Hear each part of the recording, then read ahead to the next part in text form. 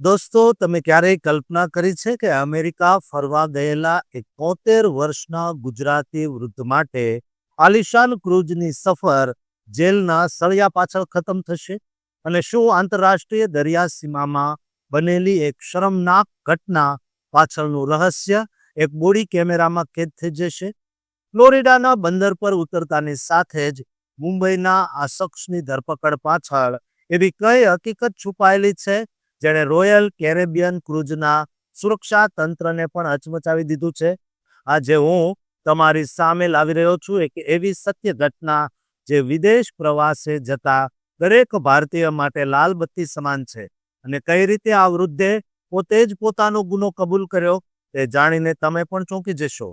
મિત્રો, મુંબઈના રહેવાસી 73 વર્ષીય રાજેન્દ્ર શેઠ ગુજરાતી વૃદ્ધની 16 ફેબ્રુઆરી 2026ના રોજ ફ્લોરિડાના પોર્ટ કેનાવેરલ ખાતેથી અટકાયત કરવામાં આવી. આ ધરપકડ પાછળનું કારણ અત્યંત ગંભીર છે, કારણ કે તેમના પર Royal Caribbean cruise ship Explorer of the Seas પર તેમને જાહેરમાં ન કહી શકાય તેવું અશોભનીય વર્તન કરવાનો આરોપ છે.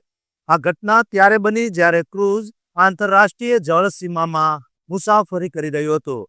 પોલીસ રિપોર્ટ મુજબ ક્રૂઝ પર આવેલા ફ્લોરાઇડ નામના સર્ફિંગ એરિયામાં એક સગીરા ઊભી હતી.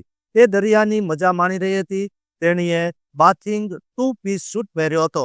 લોકો આ ક્રૂઝ પર ખૂબ જ એન્જોય કરી રહ્યા હતા. આ વખતે આપણા ગુજરાતી રાજેન્દ્ર શેઠે તેની નજીક જઈ વાતચીત શરૂ કરી. ત્યારબાદ હું તમને ન કહી શકું એ પ્રકારનું વર્તન આપણા ગુજરાતી વૃદ્ધ કરવા લાગ્યા. શેઠના અકૃત્યથી તે ડરી ગઈ. બ્રેવાર્ડ કાઉન્ટી શેરીફ ઓફિસે આ મામલે તપાસ હાથ ધરી ત્યારે શિપના સર્વેલન્સ ફૂટેજમાં આખી ઘટના કેદ થયેલી જોવા મળી. સૌથી ચોંકાવનારી વાત એ છે કે જ્યારે શિપના સુરક્ષાકર્મીઓએ રાજેન્દ્ર શેઠની પૂછપરછ કરી ત્યારે તેણે સુરક્ષાકર્મીઓના બોડી કેમેરા સામે કબૂલાત કરી હતી કે તેઓ જાણતા હતા કે તેમણે તેના પાછળના ભાગે સ્પર્શ કર્યો હતો. આ કબૂલાત તેમના વિરુદ્ધ સૌથી મજબૂત પુરાવો સાબિત થઈ છે. 16 ફેબ્રુઆરીએ જ્યારે ક્રૂઝ પાછું બંદર ઉપર આવ્યું ત્યારે સવારે 8:34 વાગ્યે તેમની ધરપકડ કરી લેવામાં આવી અને 9:58 વાગ્યે તેમને બ્રેવાર્ડ કાઉન્ટી જેલમાં મોકલી દેવામાં આવ્યા. રાજેન્દ્ર શેઠ પર ફ્લોરિડાના કાયદા હેઠળ ગંભીર આરોપ મૂકવામાં આવ્યો છે, જે સેકન્ડ ડિગ્રી ફેલોની એટલે કે બીજા દરજ્જાનો ગંભીર ગુનો ગણાય છે. જો આ કેસમાં તેઓ દોષિત ઠરે તો તેમને 15 વર્ષ સુધીની જેલની સજા અને $10,000નો દંડ થઈ શકે છે.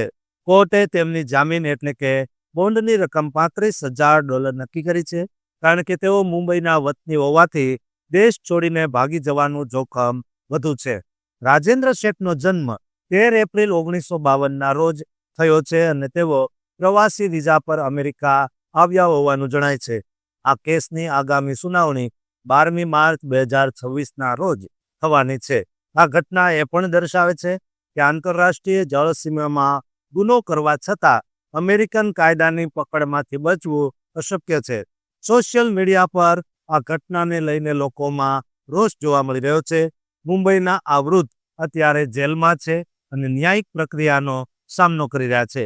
મેં આ તમામ માહિતી ફ્લોરિડાની અદાલતના દસ્તાવેજો અને પોલીસ એફિડેવિટના આધારે વેરીફાઈ કરીને તૈયાર કરી છે, જેથી વિદેશ પ્રવાસે જનારા લોકો ત્યાંના કાયદાની ગંભીરતાને સમજે અને એવા વર્તન ન કરે જેના કારણે આખા ગુજરાતી સમાજ કે ભારત દેશના લોકોને શરમમાં મુકાવવું પડે. દોસ્તો, કાયદામાં રહીશું તો જ ફાયદામાં રહીશું. આ વાત ક્યારેય ન ભૂલવી જોઈએ.